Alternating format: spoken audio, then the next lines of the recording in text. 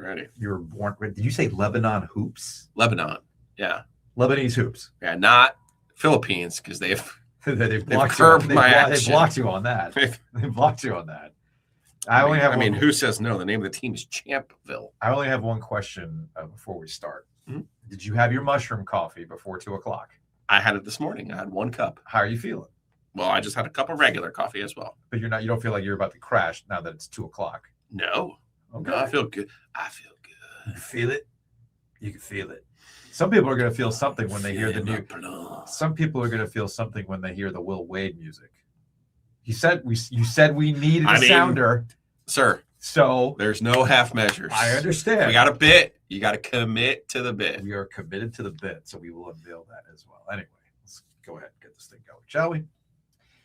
Let's podcast alongside Joe Giglio. I'm Joe Ovies inside Eford Studios in downtown Raleigh. Thanks to Empire Properties and thanks to Copiers Plus. You can check them out online at copiers-plus.com. But it is just past 2:00. We are live on YouTube, which means it's brought to you by our friends at the Butcher's Market. Check them out online at thebutchersmarkets.com. It's a very, very busy time of the year. The holiday break is over. You feel like you're running around all over the place. Kids sports is back. Maybe you need to hunker down because of the impending weather that we're about to get. Nobody knows what's going to happen. We're in that phase of North Carolina snow forecasting where we've all convinced ourselves, nothing's going to happen anyway. See, they keep messing with the forecast, which means it's going to lull us into a false sense of security. Have they canceled school yet for tomorrow? No, they have not. I have not received a call yet. So, but we will be on the lookout for that, clearly. So Monday has no chance. Oh, there's no chance Monday. Okay. And we were supposed to have Roy Cooper, our OG Media senior Carolina Hurricanes correspondent, join us in studio on Monday. That might have to be remote. Okay. Depending on what happens. Well, you'll be here, so you could run that. I can't screw that up. Yeah. Remember the time I screwed that's up? right. I couldn't get the former governor. Yes. You said this fine state on our program. But speaking of that, we'll have another few moments of great Triangle Snow history. Audio sound weird to anyone. Oh, no. Oh, wait a minute. Is this thing? Are we not on the testing the speakers? You should be testing the speakers on StreamYard. Oh, somehow I got on. What's happening here? How about now? And it sounds like Giglio Mike is picking up Ovies. That shouldn't be. No. That shouldn't be the case. An echo. Huh. What did we do? Shouldn't have done anything. Glad you're here.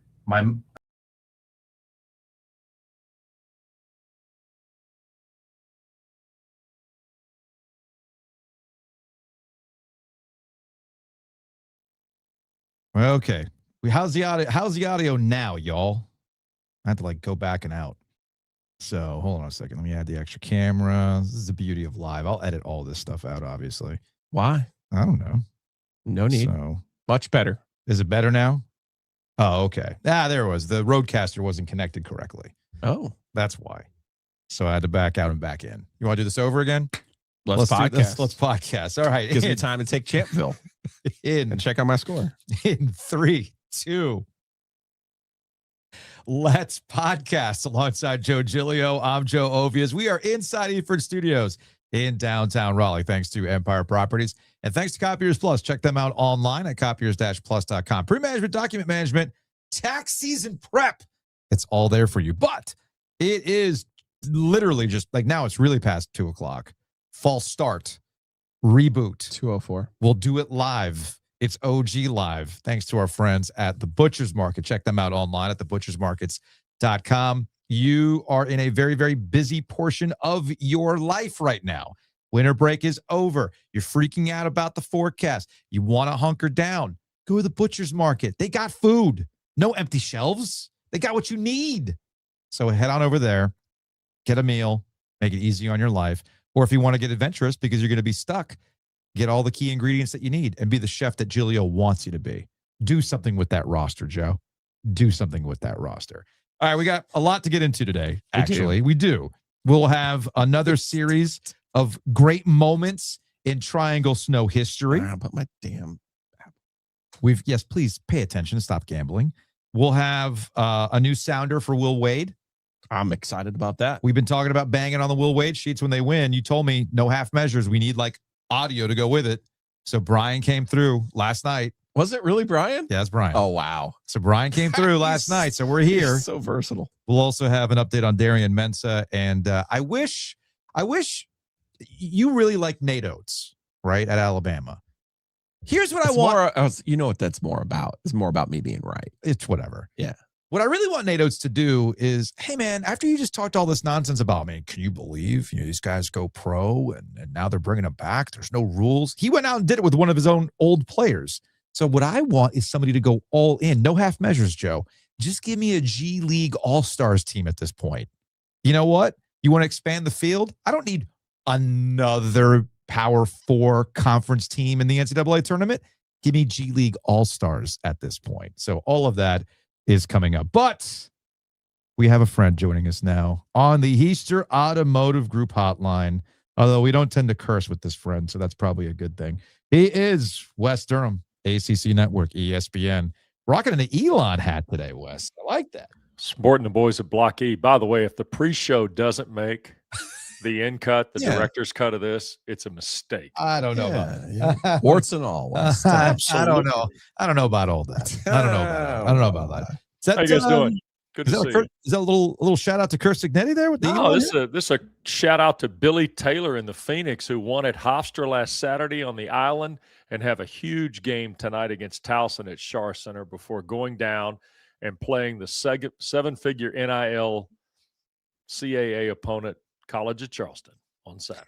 So does Elon get like a transitive property national championship for Indiana's win over Miami on Monday? Was Sig coaching? Absolutely. Why not? I mean, Brian Haynes was on the staff when Brian Haynes was a GA, the defensive coordinator, when Kurt was there. Mike Shanahan was on the staff at Elon.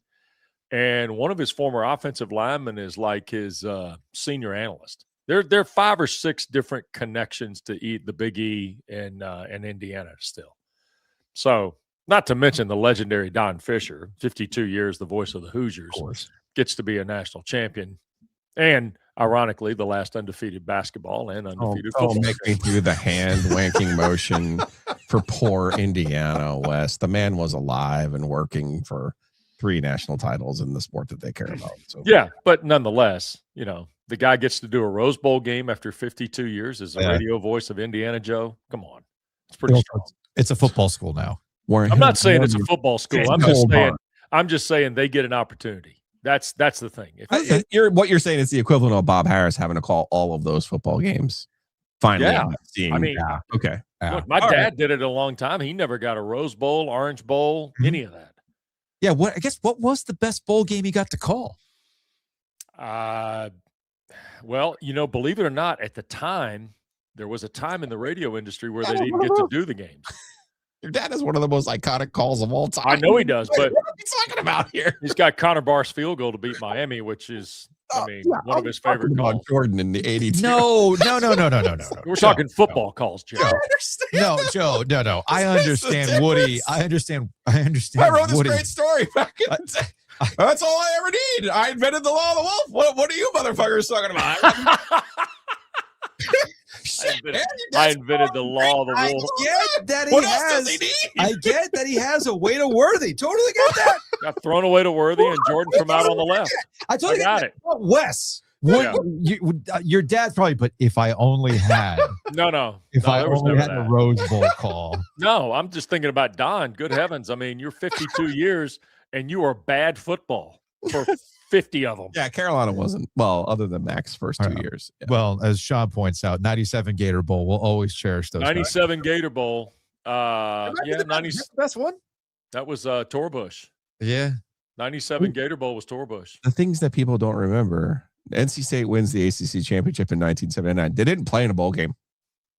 That's right. Did not play in a bowl game. Why? I don't know where 1980 because there was only like 7 games. Only like 7 or 8 games. There was no Blue Bonnet to go to that year. Oh, there was Blue Bonnet. There was, but you got to remember who Carolina played a year later in the Blue Bonnet Bowl at 10-1 in the regular season. Obvious. What about this random Gator Bowl that Carolina went to back? That was a big deal. That was the Georgia 7-3 game in the early 70s. Ah, yeah, it's early 70s. Bill Dooley. That's what it was. Bill and Vincent, my brother Vincent.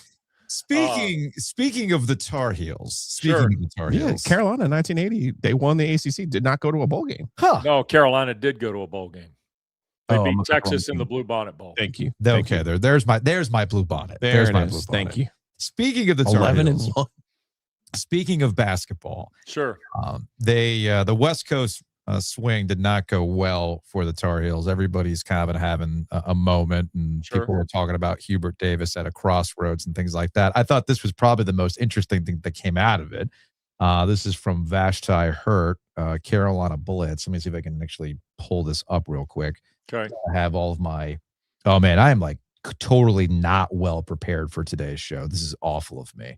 I thought I had the Carolina Blitz up, but I guess I don't. Let me go ahead and look this up. Anyway, while I look at it, I'll give you some comments here since we can go through. okay. Did Joe just go be happy you had Jordan? Yes, Kyle, he did. I mean, You did kind of do that, didn't Yeah, you? he did. He You did. did kind of do that. Let's be honest. Let's be honest. Yeah. I'm just saying. And don't There get are me wrong. times- He was No, very happy he had Jordan. Yeah, but there are times where you, as again, I can only take this from a writer's perspective, right? Like where you have these great moments and you feel like, am I up to the moment? Mhm. Right now, for me, it was covering an NC State basketball game where they scored 24 points.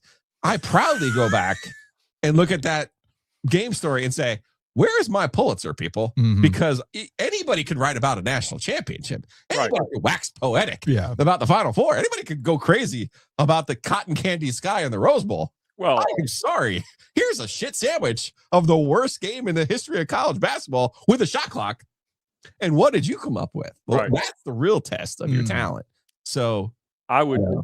I would also say too, my dad was famous for they're going to be broadcasts you really have that you think are really good, but nobody's going to remember them because you got the hell beat out of you. yes, There's that. So there is anyway, But to be equal to the moment. That's because quite frankly, we've seen some moments around here where ooh, announcers haven't been equal to the moment. So to be able to do that and for it to stand the test of the time, 40 almost 50 years later now, it's amazing. So here's Caleb Wilson last night after they took it to Notre Dame, and Vashti Hurt, Carolina Blitz, had put this out on Instagram, and the thing that has been making the rounds was these guys clearly listen. They clearly go out there and they look at what people are talking about.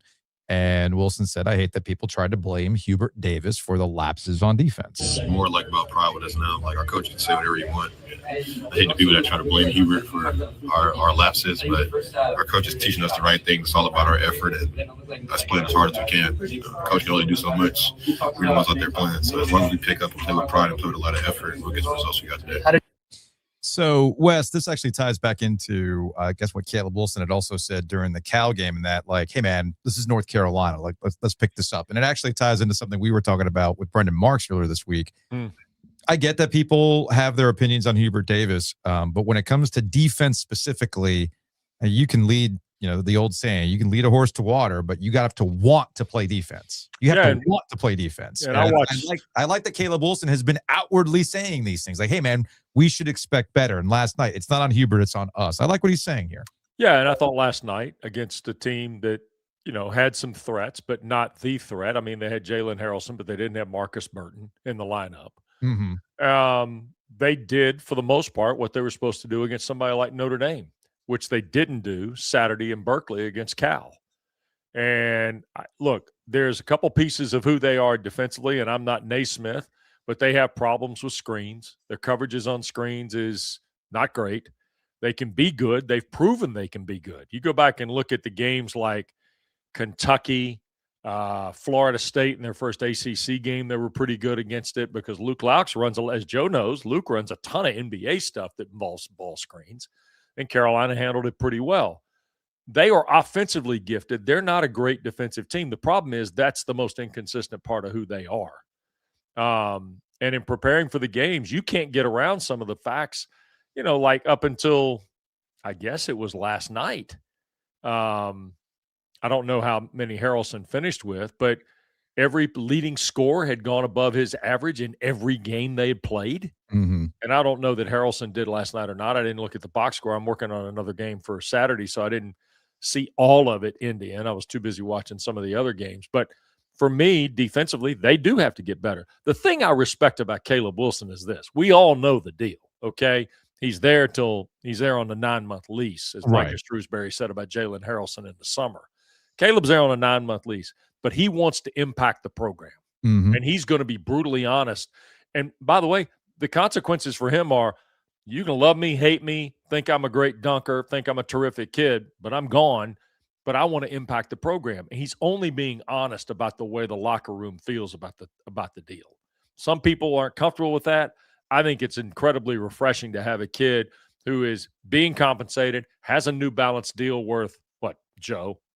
7 figures, easy. Mhm. And now is going to be in the NBA's top 10 picks next year. And I think he's kind of setting the tone for what the student athlete is at the collegiate level who's a marquee player in the new era we're living in. So I'm with you on this. And I know Joe and I have been outward in our appreciation for Caleb Wilson seeming to understand it. And you just laid it out. So why haven't they been consistently getting him the ball? And it can't be something as simple as Hubert Davis saying, well, they put more guys on him. I mean, it's not like we were joking about this the other day. What, like other teams don't know Cameron Boozer is going to be getting the ball and is going to be doing something with it, but they still get him the ball. So what exactly is happening here with Caleb Wilson? I don't know that, Wilson and Vasar are the two best bigs they've had in tandem Giglio since when? I mean, in all honesty, since Meeks and whoever was with Meeks, Isaiah Hicks, Bryce Johnson, that group. Yeah. So for me, you start thinking about who they were. Well, we all know that group right there had great guards, including Marcus Page. Yeah. This team has good guards, not great guards. And they're finally, I think, finding the combination. They started Jaden Young last night. Mm-hmm. Okay? Jaden Young is a good basketball player who's worked hard, whose dream ultimately it was to play at Carolina. He was not recruited hard by Carolina. That's how he ended up at Virginia Tech. Hell, he was committed to High Point in the portal. When he got in the portal from Virginia Tech, he was committed to High Point and then ended up at Carolina when he found out there might be an opportunity.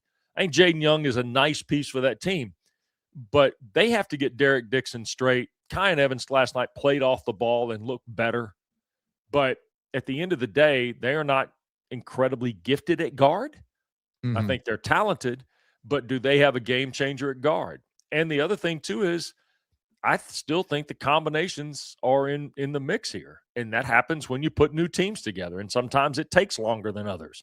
For Duke, it's not taking as long because you realized, you know what, Dame Sarr needs to be on the floor because he's a defensive stopper. Mm-hmm. I mean, he's as good defensively as anybody I've seen this year. And I think that's one of the things that's to Duke's advantage as they get to the next third of the season here in conference play. I think Carolina's just got to be better defensively. And right now, last night was good. Here's Virginia on Saturday. And you want to talk about a team good defensively? They've gone old school. They're back to – they haven't left the Tony Bennett logic. It's just a different way of doing it. I think the most important thing for Carolina last night, and I see some of the comments about Notre Dame, and it's like, yeah, Notre Dame was missing Burton, and Notre Dame has, lost 5 games in a row. And this correct. And that Yeah. The most important thing for Carolina is to figure out that rotation. Now, getting Dixon in the starting lineup, I think is a positive step. Yep. Now you got to – it's all. You might not follow the Carolina Hurricanes, Wes, but right now they have a goalie who was their starting goalie, and he's very fragile mentally, and they got to get his confidence back. Well, the best way to do that is not to tell him, "Oh my God, you're terrible. Let me throw you away and never play you again." Yep. It's let me give you a new role, and I think that's what you have to do with a Kyan Evans. You have to say to him, like, "Hey, we signed you because you played really well in the NCAA tournament last year and made a bunch of threes. We would like for you to do that for us, but let us take the responsibility of running the offense away from you. Let us take the responsibility of you thinking that you got to make, you got to score 15 points a game. We need you to make 2 or 3 threes a game. We need you to be a productive player, come off the bench, provide offense, and not get torched defensively." I don't mind Young. There is a little look.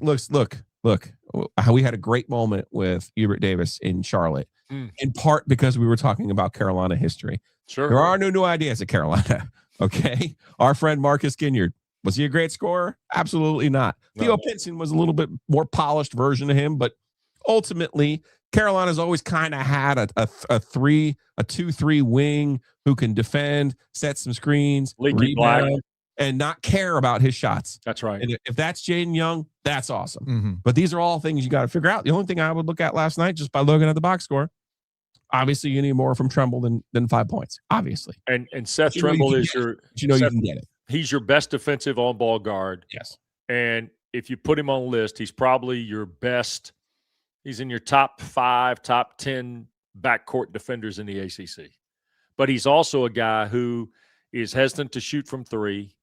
I think he likes to shoot every once in a while from that distance, but he is much better on the bounce, going to the basket where he can, use his ultra athleticism on people.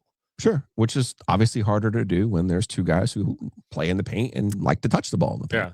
So that's I'll say this from last year's team, but you can adjust to that. Like same thing. We'll get into our conversation about NC State. Carolina's season did end in California. No. Okay. No. They if there's anything you could be really bad at and be fixed is effort. Mhm. That's what I've been preaching. That's what I've been preaching. This is an effort thing. We turn the tape on and say, but that's not to absolve Hubert Davis the way that Caleb Wilson was. Mm-hmm. Mhm. Because again, we know history. Dean Smith, hey man, I'm putting 5 new guys in. Roy Williams, I'm calling timeout. Not only am I putting 5 new guys in, I'm calling timeout. I'm making a show of it. Yes. And I'm embarrassing you. Mm-hmm. So when you walk back to this bench, everybody knows what's happening right now. Mhm. It's funny, Scott Wood did that earlier this year. They brought in game against Garner, and I even had to point out to all my state friends, you know what he just did, right? Like that's a Dean Smith thing, right? He went blue steel on him. Yeah, Yes. went blue steel. But he took his starters and he embarrassed them. And sometimes that's where I think Hubert, us sitting down with him in Charlotte and saying, hey man, go play 2 bigs. Like, I don't know if you've thought about this, but it's sometimes I think Hubert sometimes has been hamstrung by this overarching theme of Carolina does it this way. This is what we are. This is how we do it. Because there are times where he doesn't just go all Carolina with a secondary break, with the box, with, the blue steel, with benching guys and doing some of the things that, his predecessors did expertly.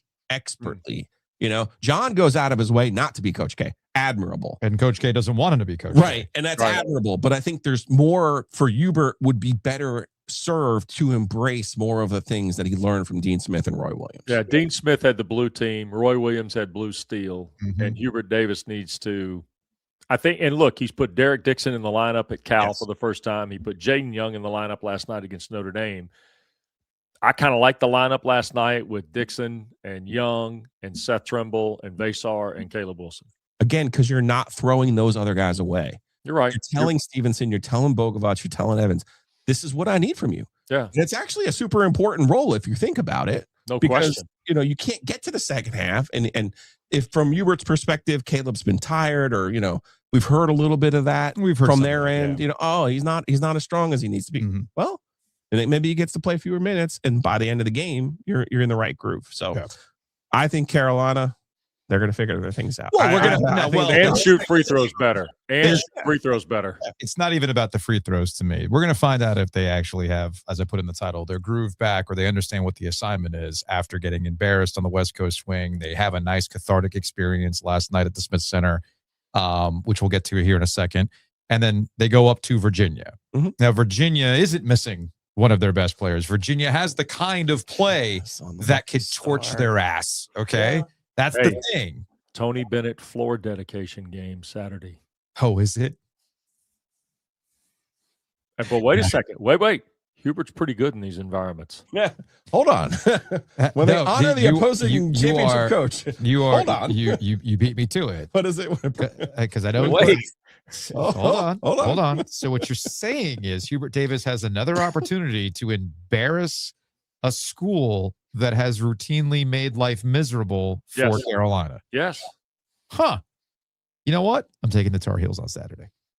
Straight up. No money line. Let's go ahead and just do that. Let's go do that. Right. Now, speaking of the Smith Center. Yes. I wasn't going to bring it up today. Great. We talked about it enough with Brendan, and it's been, I'm sure we'll attack it on OG Mailbag tomorrow because we have received some calls. I wasn't going to bring it up until I saw Chancellor Lee Roberts earlier today making some comments in the headline from our friend Shelby Swanson at the News and Observer. The famous Shelby Swanson. Yes, very famous Shelby Swanson. UNC Chancellor Lee Roberts calls fervent Smith Center debate a positive. And apparently, when they broke up the meeting today, quote, "Let me say one more thing about the arena while I have you all here," he said, stepping back with a smile. This guy knows it's a freaking debate. And what I find interesting is the Roy Williams and his former players contingent who have gone all out to say, we ain't moving, renovate the Smith Center. This flies in this is my opinion, this is my speculation. Decisions already have been made about building something new at this Carolina North complex. The decision's been made. They're going to do it because they know that's what they have to do. And somewhere along the lines, misconnection, bad wiring, or just outright not giving a shit what Roy Williams and the players think has come to a head. And now Lee Roberts is like, damn it, man, now I got this thing playing out in public because of Roy Williams and the players. And somewhere, somebody's got to ask the question, and I probably could speculate as to who it is who's opening up the doors to let former players come in and do video, but that's probably got to bother Lee Roberts too, in that they're doing this PR push right in the building, like in pure plain view, not, under the dark, cover of darkness, yada, yada. And we're straight up doing this guerrilla campaign where we would be like, he's not or something. Right. Like we're straight up doing this right here on Front Street. I mean, we would. We would. We're doing this on Front Street. Or maybe we try to bum a drink from what are you going to do about it? Lombardi at Crunkleton. It's like, what are you going to do about it? And I think this is very interesting now because it's very clear that Lee Roberts and the money people want to move in a new direction. What did Lee Roberts say today when he said, and one final thing I want to say? Well, basically just talking about the things that we need to do. These are all the considerations that we'll be keeping in mind as we try to make the best decision we possibly can about the arena. Talking about, basically the main questions. I'm just going to read directly from Shelby. How can UNC win as many basketball games as possible at a time when that's becoming more expensive for everybody? How can UNC get as many students in the arena and as close to the court as possible? And how can UNC improve the basketball fan experience? Those are the main questions. Okay. And you guys are aware of this because you have the gift and the skill set to follow all three programs you cover. And you know people who are following those programs with things that are going on like this. So this has kind of been on the board for about 2 years, right? The rumors of this have been going for 2 years or longer. Mm-hmm. And in the last 9 to 15 months, it's picked up a lot of steam. Okay. So now we're to the point where it's become a public opinion campaign. Here's the great thing about this discussion. Everybody has an opinion. Mm-hmm. Everybody has a thought. You don't have to be a former player, former coach, former employee, former beat writer, son of a former broadcaster, alum who was in the band, Ovius. Everybody's got an opinion about this. The scenario on this is, and this is one of the things Giglio can probably speak to better than I can, the power of the former basketball player at the University of North Carolina is to never be underestimated, in my opinion. Number one, there's generations of them, and there are levels of the power. Mm-hmm. There's some that you probably have forgotten who played in the 70s and 80s, and they got more power than you think they do. Yeah. And then those that you think have power probably don't have as much cachet as you would think they would just because of who they were as a player. Is that fair, Giglio? And the other thing is this, too. There's a category of folks involved with Carolina basketball over those years that aren't even players. They're student managers. Those student managers are also people who have been incredibly successful. And in fact, there have been 2 former student basketball managers. I think one is currently on the board of trustees and one has been on the board of trustees. Mm-hmm. So there's a lot of moving pieces here that impact the University of North Carolina. This also comes at a time where the board of trustees has been in the headlines for some dabble-dabbling in athletics here recently. And I think it's going to be interesting to see what happens. I don't discount anything here. Somebody said, is this a done deal? I have no idea if it's a done deal, but I can tell you this. If the people that are upset and want more clarity on what's going to happen and how it's going to happen, look, last night there were students in the end zone holding up newspapers that I couldn't see them clearly on television, but it seemed to be in support of keeping the Smith Center. Yeah. And if that's the case, the current student body has some power in this. So Lee Roberts, the board of trustees, the people involved in Carolina North and the project, and I guess Bubba's going to be a special advisor to the president on this. Yeah. At least from what I've read, that Shelby and others have written about. I would say this. This is going to be something that everybody's going to have to at least have some voice about what's going to happen.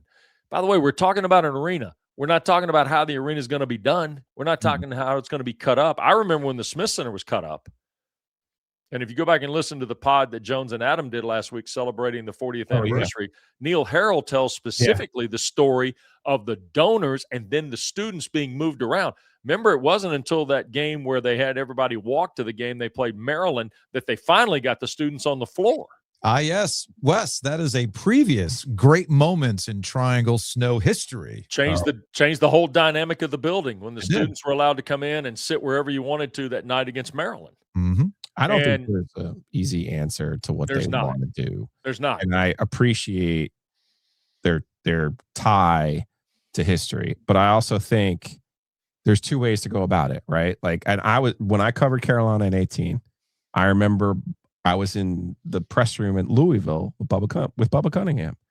And they had peanut butter and jelly at Louisville. I told him, if you had peanut butter and jelly, everyone would be happy. He's like, really? I would save so much money. I'm like, yes, I'm telling you, you could have peanut butter and jelly as a press meal.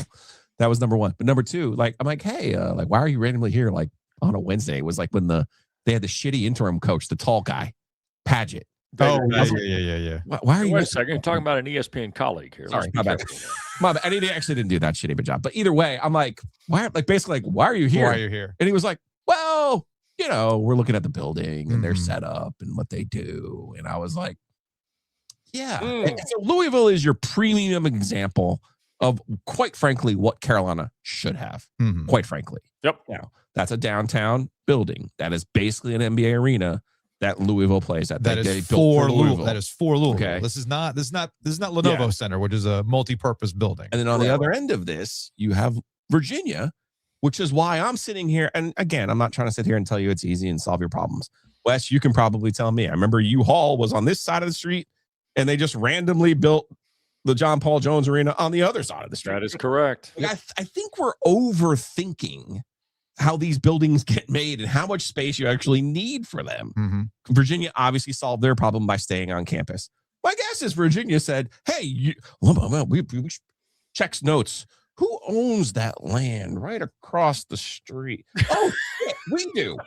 Like, this is like, guys, what are we doing here? If you want to build something on campus that looks like Virginia's, do it. You want to go to the campus north and come and make a new project that looks like NC State's? I would recommend against that. Yeah. As someone who was at NC State when Reynolds was there, I would tell you, you lose a bit of your soul when you move off. But of here's campus. what do. This is where I'm trying to remember things, right? And Right. Wes, I was not here. You were here. You were essentially a kid, I guess, for lack of a better term. What are you talking about? When they built Smith Center or not? No, when Jimmy V and the Centennial. I can tell you. You want to know about that? Where your high school was. It's where the church is. It's where the church is now. That's where it was supposed That's to where be. it was supposed to be, which was Correct. across Western Boulevard. Yes. Yep, I sure guess was. What I'm getting at is when it was time to move away from Reynolds, if the way it's always been explained to me, NC State, at least Jimmy V, actively wanted to evolve beyond Reynolds, right? Yes. Yes. That was the vision. That was the room of dreams. Here's what we're going to do here, right? NC State had become, and you'd have to double check this with like a Bobby Purcell or somebody like that. NC State had become, to a degree, geographically locked into the property between Hillsborough and Western Boulevard. Yep. They were trying to work the Gorman Street extensions, the area that you now know as part of campus that I guess includes Lonnie Pool and all the other things. That had not even been. That is Centennial Campus. Yeah. But that part hadn't been excavated to that part. I mean, No. right. That's potentially a place. The scenario for me is that the property lines, when it finally got drawn and built, there was thought of how we could get all this done. And Joe, I think it was mid-90s when it finally got pushed over the top into the hockey deal, right? Yes. Now, I'm not trying, and I know State fans are very sensitive to this. I'm not trying to say you weren't going to get the arena without the hockey team. Not saying that. I will say it. Okay. You don't have to say it. I will Like, say it. That Wendell's initial gift was like $20 million. that Like even in the yeah. 90s, that's not getting it. Well, built. and- that arena does not get built without And, hockey. and I give Jones and Adam credit because when they sat down with Neil Harrell on this podcast, Neil talked about because I had always grown up with the $33 million note from late 1970s to when the Smith Center opened in January of '86. I was told it was $33 million privately raised, and Neil Harrell actually threw a $40 million number out there in his visit with Jones and Adam. So Wendell gave $20 million, and that's fine. NC State was going to get an arena at some point and move away from Reynolds Coliseum. And look, there's been an adjustment period. There have been years where it didn't matter if they played in Lenovo Center or at Enloe High School or at, wherever, Broughton, play at the Holiday Gym, right? Or whatever it's called. The idea in playing Apex, Carolina's scenario is different. That's 40 years at that place. And Reynolds Coliseum was just as long, maybe even longer when they left. But people who privately donated to that building, and now you're talking about either 2 years away out of that building and renovate it, because it's going to take 2 if you do it. Easy. Or do you move to Carolina North and reduce capacity? That's the other portion that's in play here. And that makes folks also uncomfortable. So again, opinions are being formed without fully knowing the landscape. And the trick of this is, and I'll go back to what you said, Ovius, at the front. Somebody made a mistake here. Yes. Along the way. Yes. The mistake, I find it hard to believe that the athletic side of this discussion within the University of North Carolina was involved in this. But somewhere along the way, somebody probably didn't know the power of the former player. And again, I'm not saying individually there's strong and not. I'm just telling you that the former players at the University of North Carolina and the men's basketball program matter. Hey, dude, I'm going to tell you right now where I think what's happening here is, again, I'm speculating, pure speculation, but the way North Carolina with the new leadership seems to be operating is that they're getting away from what we've always known about Carolina and that power that you talk about with basketball players or people around that program that have always been given special status, right down to NCAA investigations like, whoa, football, by all means, you could be the sacrificial lamb. The minute it touches basketball, we're shutting this thing down, okay? This is from Bryce Johnson on Twitter earlier in the week. Yeah, I saw this. It's so sad being an alum at Carolina hearing y'all reasons for moving, and it's crazy to think other great programs didn't even consider what y'all want us to do. If you don't understand the greatness of the house Dean built, you ain't a Tar Heel, period. Renovate home. To which somebody responds to him, it's a football school now, Bryce. And he goes, this ain't Indiana, my guy. Football ain't one shit at Carolina, but they keep giving them all the resources they want. Fuck out of here. That's from Bryce Johnson, Tar Heel legend, if you will.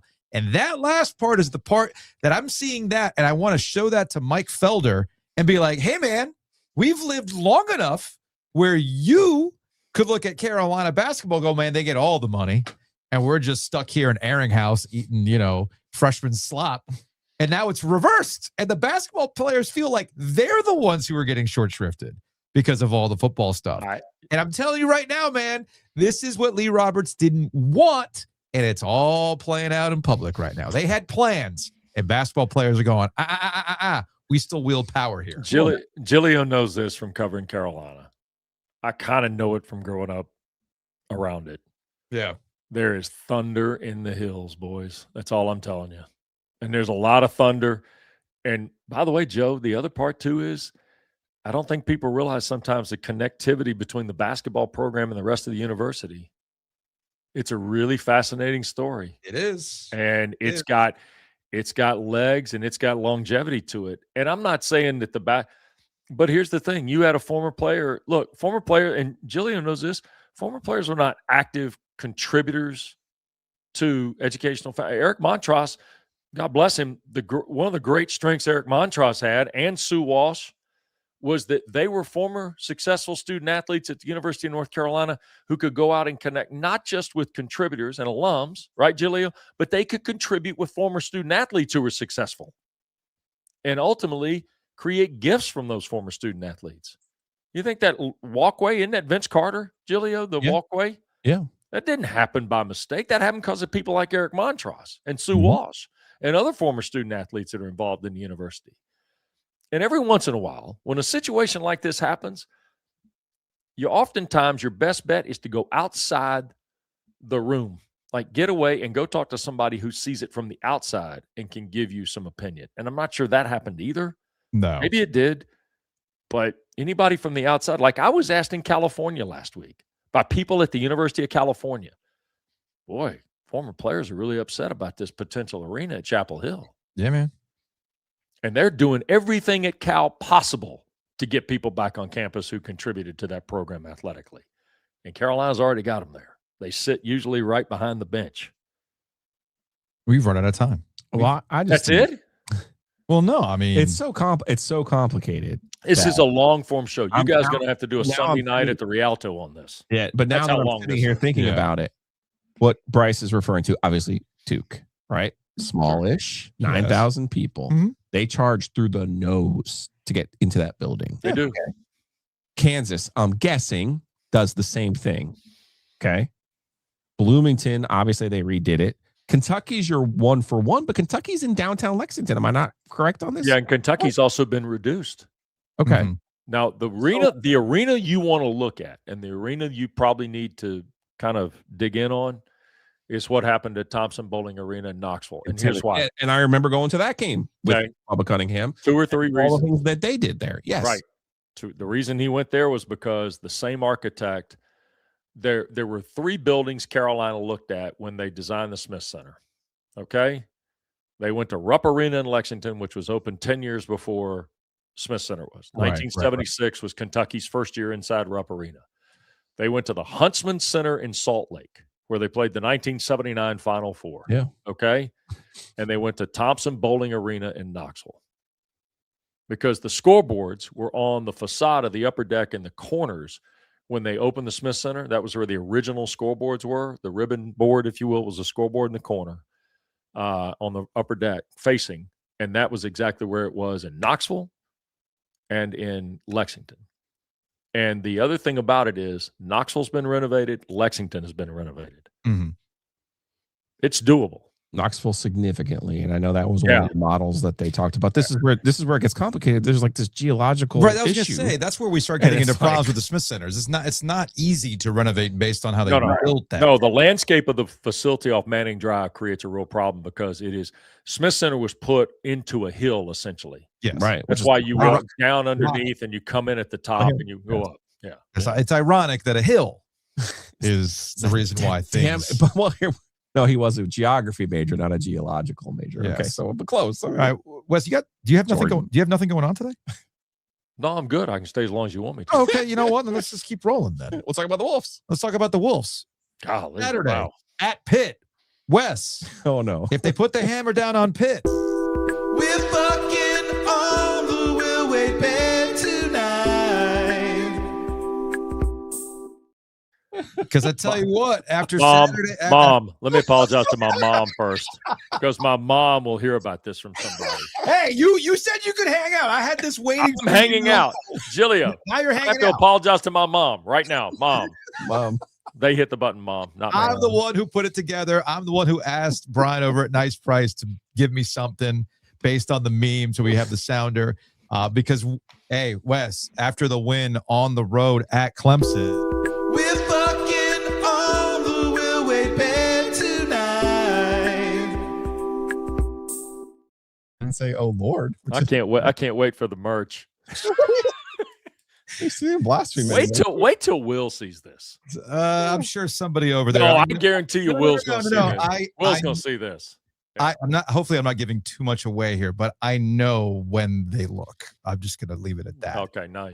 Regardless, Unbelievable. look. Let me say this. I think they played the other night with an edge that others had been wanting to see and hadn't seen consistently. Mhm. And the loss at Georgia Tech, and he told Dennis and I during the shoot around on Tuesday, look, we're a jump shooting team. That's what we are. And they hit shots. And you can, I'm sure State fans are like, Darian Williams is going to take 17 shots in a game and make 3. Yeah, maybe so. Yeah. No, he needs to. But here's the deal. Quadir Copeland is terrific. I kind of like where they are from a depth standpoint. You know, Sonya's an interesting piece for them. Rim protect, rebound. You know, I'm not going to ask him to get double figures every night. But for them to go to Clemson and snap not just a 9-game win streak for Clemson on the season, Clemson had won 7 straight ACC home games, like 14 total in a row at home. I mean, that's a good win. And Clemson did not play well that night, in part because of who NC State was defensively, too. So be encouraged on both sides of the ball, quite frankly, for the Wolfpack. Well, I think you hit the nail on the head there. The urgency, Yes. the effort defensively, the intensity defensively. You know, that's really been lacking. And then there's the consistency too. But I actually thought you and Dennis, and I'm not saying this because you're here, thought you guys did a great job of laying out what kind of State has been up against. And I enjoy Dennis. Dennis, that 90 Denver? 90 Final Four team in Denver, right? That Georgia Tech lethal weapon 3, literally one of my favorite teams of all time. So I mark out every time Dennis is on the call. So I enjoy that. But I especially enjoy him talking about shooters. Yeah. So you guys did a great segment with him and Paul McNeil and the 11 threes in the game. And you do a great job. Obviously, you've been doing this a long time. Dennis hasn't. So you've been helping him a little bit. Well, he's been over there at NBA TV. He's been over there at NBA TV sorting out. Really good job with him, and you get some good stuff out of him. So I really enjoyed the broadcast on Tuesday. Mm-hmm. It makes a difference when you have these two guys like, hey, let us put it in the context of ACC basketball. Like, what a concept. Hey, we're gonna the timeline, weird, right? I appreciate you saying that. I'd like for you to look at my timeline on Saturday after I do a high noon game at Rupp Arena with Ole Miss and Kentucky. Listen, Woody's Woody's boy. That'll be the least of their accusations. You guys frame that though in the right sense. And now that's all we're looking for NC State is this consistency, particularly this intensity and urgency defensively, which I've been asking for since the South Carolina exhibition game. Which is also something that Will Wade after the game was just like, I don't know, man. Like, I don't know what this means. It's a year-to-year proposition. I get that. You got to teach your teams how to play defense. Everybody goes through this. Right. Let me ask you this. Can we be excited about where the league is, though, now? We got to be a little excited because last year we were just betting on hope. And now we can get excited. It's interesting you bring that up. We talked to Patrick Stevens yesterday from the Washington Post. He had his fresh. How many did he have? His first bracket out of the 10 teams. 10? He had 10 teams. I was also flabbergasted by 10. Damn, Patrick. You got my boy Kyle Smith in the first 4. But it illustrates the point. What he illustrated was in terms of those Q3, Q4 losses, which I thought was the most interesting, that the majority of the bad losses are all concentrated within essentially 2 teams right now. Okay. And that as long as the ACC doesn't do anything dumb, like start accumulating losses against the bottom parts of the ACC, then it should work itself out. They had a much better non-conference slate this season. Yeah, absolutely. Those numbers feed into your conference numbers. Mm-hmm. That'll continue to carry over as long as people just don't, it doesn't like cycle through. Anyway, what are you laughing at? Our listeners sometimes put me in a Not while Wes is on. His mom, because go ahead. Put it up there. You might as well. Okay. Well, they wanted to know what the thread count was on the Will Wade sheets. I need rubber sheets after UNC. It's a good point. It's a good point. We're fucking on the Will Wade bed tonight. Can I add this? We say all the time, cursor don't. Can I say this? Yeah. Have you thought about maybe seeking the Westin Hotel out as a potential OG partner? That's the true professional right there. Hey guys, you have the segment now. Yeah, you got intro music for it. You got to grab Bonvoy. If you're at Bonvoy Rewards, the attraction of the Westin Hotel is the heavenly bed. You're right. Then there was a time we did have one of our, I'm not going to say who was trying to work with us getting hotel stuff as a corporate champion. Yeah. But I mean, you know what? Best laid plans. Anyway, where were we? Oh, we were talking about the ACC. The ACC and Patrick Stevens with 10 teams in the field. So this is the thing that I think a lot of fans, including Carolina fans, need to understand. We all wanted the ACC to be better, right? We've been arguing for the last couple of years. This is a basketball league. You can't have so few teams going to the NCAA tournament. this is bad, yada, yada, yada. All right, well, if they've gotten better, well, then you also have to adjust for the fact that you're going to get beat sometimes. You have a good coach in Kyle Smith, as Joey likes to point out. Hey, Terrific. what Ryan Odom is doing at Virginia this season is really freaking impressive. Right. Pat Kelsey's a little bit returning back to a little bit of the norm this year, but still a little bit good freaking team.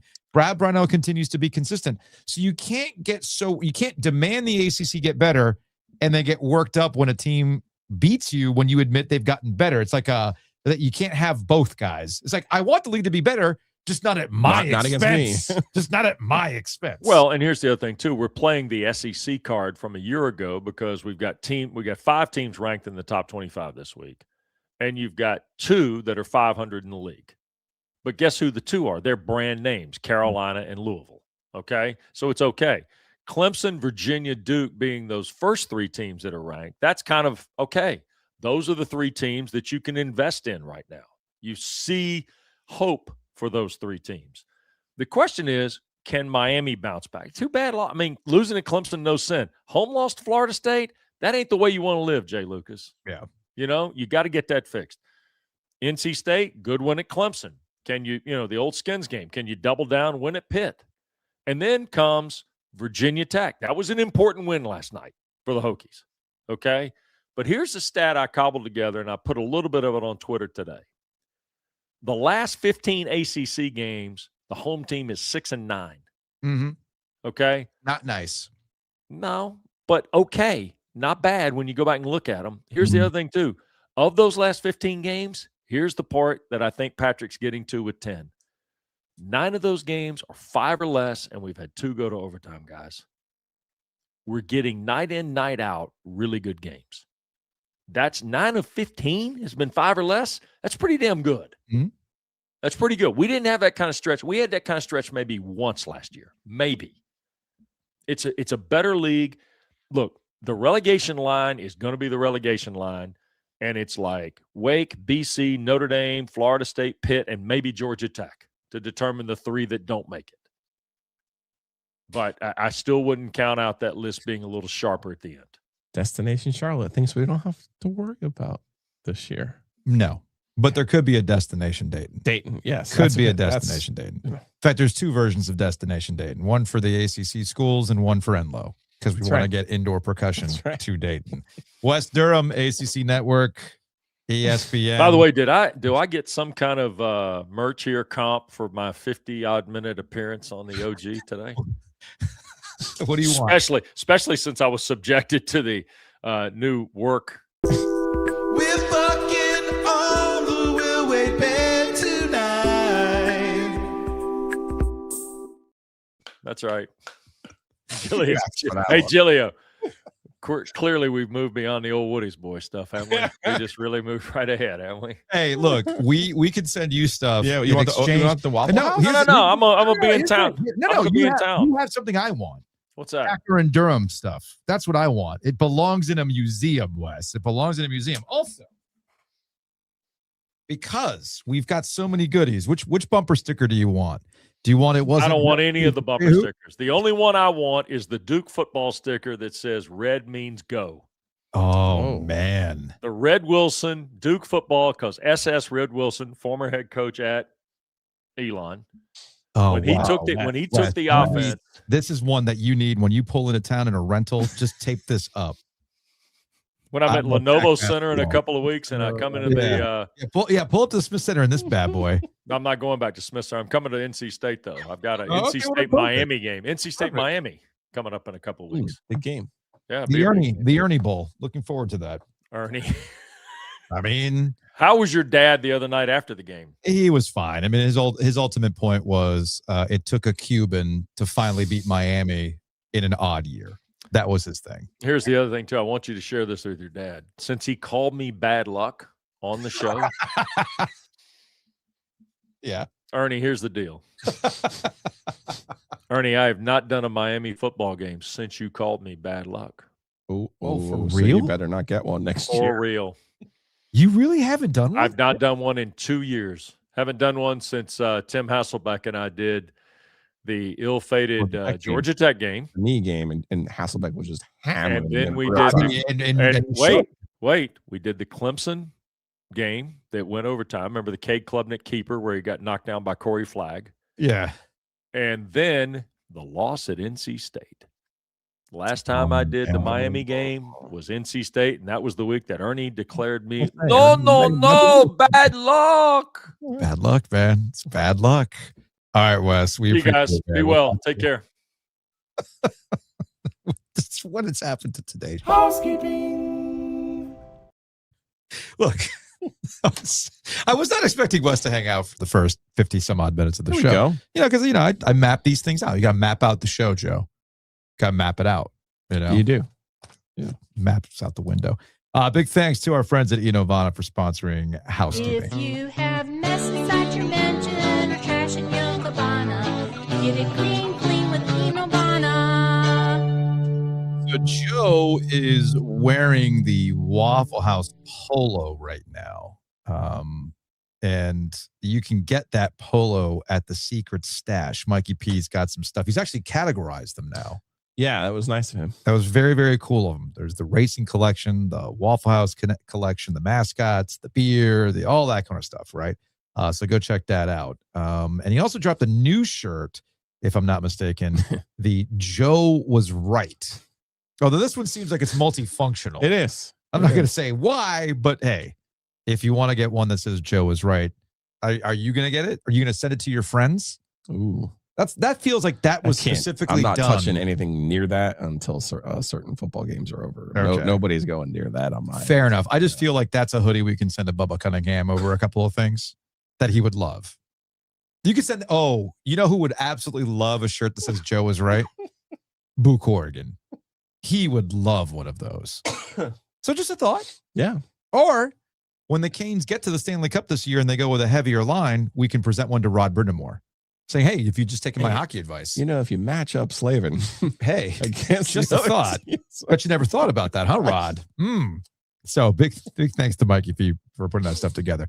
I mentioned Enloe and Enloe Indoor and Dayton, Destination Dayton. Go to givebutter.com/Enloe Indoor to donate some money so my kid can go to. Who doesn't want to go to Dayton for In indoor March? percussion in March? Actually, I think it's April. Who doesn't want to go?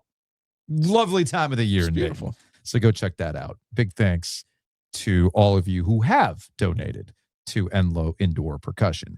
Big thanks to Mosquito Authority and Pest Authority, one of our OG corporate champions. You go support them because they've been supporting us from the jump.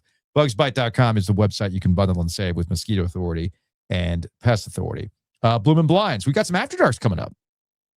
I mean, we're getting into basketball After Dark season here pretty soon. We are. February. Yes, of last year. Anyway, Bloomin' Blinds brings you the After Darks. Check them out online at bloominblinds.com. That's inblinds.com, or you call them directly at 919-980-9815. Also, big thanks to NC Grill Rescue. Check them out online at ncgrillrescue.com. We are just now out of the holidays. You've probably put your grill, your outdoor space through the work, all that work between the fall, hosting for Thanksgiving, Christmas. Maybe you've got your tailgate set up. You want to get that thing back up and running ahead of time for the playoffs with hockey. Hey, NC Grill Rescue can do that for you. Maintenance is key. You put a lot of investment into that outdoor kitchen. It needs some love, some TLC. ncgrillrescue.com is the website. That's how Hey, look, Longleaf, you got to keep those things clean, right? That's how the barbecue always hits. Visit Longleaf Swine. Downtown Raleigh, get your brunch, and they've got they got their Greystone location next to Two Roosters, our friends at Two Roosters, where you can now order online and pick stuff up on Thursdays and have that ready to go with preheating instructions. I went for lunch today. They had a chicken gumbo. It was delightful. Ooh, I'll probably go to lunch there tomorrow, all things considered, before the world apparently shuts down. Speaking of Two Roosters, check them out online at tworoosters.com. If you're headed to the arena tonight, we got the Blackhawks tonight. On AP duty tonight. You've got the amazing Slavin Sunday.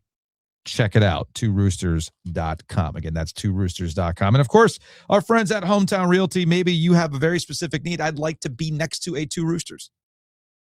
I'd like to be next to a butcher's market. Yeah. Tell Hometown Realty to do it. myhtr.com. Again, that's myhtr.com. It goes beyond just specifically saying where you want to live. You got other needs, all that kind of stuff. They can make that happen for you. So again, check them out online. at myhtr.com.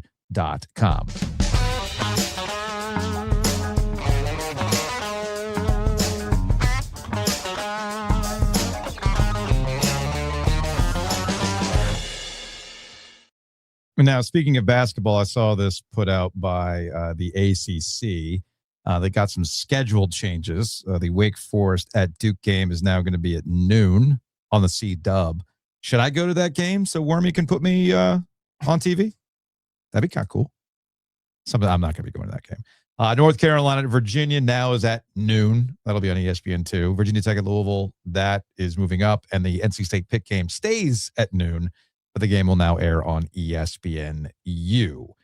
Yes, we will be looking for some consistency. And look, the reason why I did the Will Wade thing. We're fucking on the Will Wade bed tonight. Because there are some people who have absolutely lost. Like a church, like organ Well, element. I can feel it in the air tonight. I think. Right, Joe. Yeah. Oh Lord. So speaking of oh Lord, so like people have been texting like, back up, here we are. And the guy who said, will the wise call, drawing up more plays for NC State that I've seen in the last 20 years, I guess decided to fire up ChatGPT and put this thing together saying, yeah, man, Will Wade's got Giglio exactly where he wants him. And I'm like, this is what ChatGPT spit out? Why is Giglio looking like Lebitard? I don't understand. I was going to say the other guy. Oh, well, the other guy is looking like Seth Rogen or jeez. Now, the guy who looks like Seth Rogen, the young Seth Rogen. Oh, now Wolf of Wall Street. Wolf of Wall Street. He was on Wolf of Wall Street. Now you're losing me. You've lost Jonah Hill. Jonah Hill doesn't even look like that anymore. Well, he's lost a ton. I think he's been drinking mushroom coffee. He must be, because he's lost a ton of weight. He does not look like that. That's anymore. probably all it is. It's probably what it is. Probably nothing else. It's all mushroom coffee. It has nothing to do with dropping a little GLP-1s in there to do that as well. I mean, I've considered it, all things considered, but that's neither here nor there. So I thought to myself, with all these things going on, with everybody's freaking out about the snow and what are we going to get, what are we not going to get? I feel like it's time for yet another great moments in Triangle snow history. We're all focused on ice right now. No, not that ice. The ice that comes from the sky and gums up the works with driving. And it took me back to one of these Mandela effects. Like, did this actually happen? I'm pretty sure I was there. Let me go back and double check to see if this actually occurred. I want to take you back to December 4th, 2002. There was an ice storm. December 4th, 2002. NC State hosting Northwestern at the RBC Center at the time.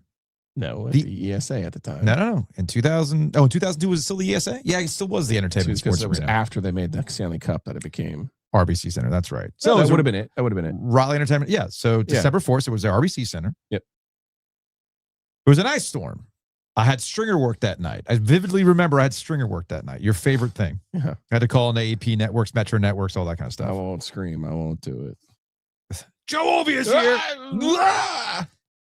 There's 6 minutes left. The reason why I remember it was Northwestern because there was a dude named Evan Seacat on the team. Man in the box. Get back in the box. There was nobody there. Evan So I went back and I Seacat. looked. Evan Seacat was the guy's name. I think he was a freshman for this game. He was very white. Yeah. Yes. He looked like a dude that his name is Seacat. Yeah. Now, I remember like it was a friends and family only type situation. And I wanted to say, what was the official attendance for that game? Because there was nobody there that night. The official attendance for that game, based on the box score that I found, 3,833 people at that building for that game. Friends and family. Friends and family only. As you say, ended up winning that game. But I'm thinking, all right, not all ice storms occur here. Oftentimes people get all worked up about these big storms. I was thinking, like, doesn't like North Carolina go to Atlanta and an ice storm hits I feel like every year? It's like the Swans to Capistrano. Yeah. Yeah, something like that happens. Turns out it happened in 2000. Remember when we had the big storm? Yep. While 2000? So in 2000, there was an ice storm Yeah, I want to say it was 2000. Let me go back and double check. Yes, this is from, I'm going back. Yes, January 29th, 2000. Tar Heels down Georgia Tech 70-53. This was a very nondescript North Carolina team at that time. Okay. And I think they were 13-8, 4-3. And this was after they had beaten Maryland. Remember the Maryland game that we just talked about, where everybody was there and they opened up the building, but they had to go to Atlanta and they had to drive down 6.5 hours rather than fly. But I'm like, that's not the ice storm that I remember. I distinctly remember this was a social media era thing where like they live tweeted their trek from wherever they were staying in Atlanta over to the Thrilladome. And I couldn't quite place where it was. So I went back and I looked. Again, these are all things that are coming back to me now. It was actually 2014. I give you Leslie McDonald. That's a name you haven't thought about in a long time. Live tweeting on the bus with their bags that they were stuck and they had to get on a MARTA to end up getting to the hotel, and then they walked to the arena from there. They ended up winning that game. Also, tell me Steve Kirshner was manning the Twitter account without telling me Steve Kirshner was manning the Twitter account on January 29th, 2014. Last coach and staff arrived on foot to hotel at 1:45 a.m. Nice little 6-block walk from the train. Thank goodness for MARTA. Yeah. Tell me that's Otherwise. tell me that's not Steve Kirshner. Would have been a little bit longer than 6 blocks. Live tweeting that one for sure. But the one I wanted to highlight, because remember, these games happened during a time without social media for the most part, which is why I found 2014 so interesting. There have been games that have been played in front of friends and family because all you need is what, Joe? You just the need, officials. You just need the officials. Yep. Make sure both teams are there. All teams are there with their staff, with their basic staff to be there to play a game. Mhm. But that's not how it works anymore because of social media. And people start getting really worked up about this isn't safe or we want to go. That's our money, all that kind of stuff. This all came to a head in 2014 as well because, well, we're all focused on the famous snowpocalypse, the car on fire on Glenwood with the Stay Puft Marshmallow Man Photoshop, with the AT-AT, the AT-AT Walker from Star Wars, all sorts of Photoshops that occurred because of that very famous photo from the snowpocalypse in 2014. What I feel like has been memory hold was the lengths that people were willing to go to have North Carolina and Duke play a basketball game that day. Because remember, this was February 12th, 2014. It's the first ever Duke Carolina game that's been postponed. All right. And I distinctly... Obviously, that covers a lot of ground. It does cover... Remember. And also, what's the total score? Yeah, it got to be. Got to be. It always delivers, Joe. It always delivers. And on this day, in 2014, it delivered the content. Because there were a lot of people who were convinced that Duke was just scared to go to the Smith Center that day. And I also went back going through the archives. This is over at Chapelboro. I had forgotten this photo of Roy Williams in shorts. He's a shorts and snow guy. Didn't know that about Roy Williams. Shorts and snow guy. From the mountains. So. I understand. He's probably used to this stuff. So everybody's lined up, waiting to get into the building. Roy Williams is out there greeting people. They're just waiting on Duke to get there. They end up postponing the game 3.5 hours before tip. Okay. 3.5 hours before tip. This made people very, very mad. This also brought us the moment our guy, Brett Strelo, who was working for the Fayetteville Observer at the time and living not too far from the Smith Center, decided to put his hiking boots on and walk what I believe was 6 miles to the arena. That's great. So Strelo, reporter takes on icy hike in vain. The part that I had forgotten about was part of the reason why Strelo was egged on to do this was that Julius Hodge popped on Twitter and told Streezy, do it. Walk to the arena. So Strelo went and did it. And of course, he comes to find out 3.5 hours before tip that it was postponed. So all of this walking was for naught. And I do love that they had Strelo's photo in the paper that day with his little hat. Okay. Now, that was Strelo doing this. He was doing his reporter work. He wrote a story. He even admitted in the column, I'm mad the game wasn't played because I had this whole story I was going to weave into getting there. So here's the column that you ended up with. You got to work with what you got, Joe. That's right. Work with what you got. Sometimes right. you got a 24-point game you got to talk about. That's right. In this case, that's what Strelo had. I had a walk. A good walk spoiled in the snow.